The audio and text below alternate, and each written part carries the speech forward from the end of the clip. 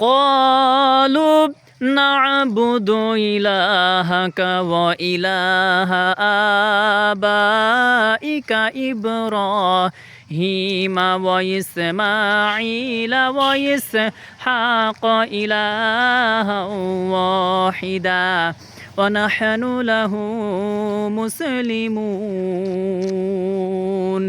ইয়াকুব আলাইহিস সালাম যখন মৃত্যুসজ্জায় তখন তার সন্তানদেরকে বলল, হে আমার সন্তানেরা, আমি মারা যাওয়ার পরে তোমরা কার ইবাদত করবে, কার গোলামি করবে, কার দাসত্ব করবে? তখন তার সন্তানেরা বলেছিল, আমরা আপনার রবের ইবাদত করব। আপনার পিতৃপুরুষ ইব্রাহিম, ইসমাইল, ইসহাক, তাদের রবের ইবাদত করব, সে আল্লাহর ইবাদত করব যে আল্লাহ এক, আর আমরা সবাই তার অনুগত।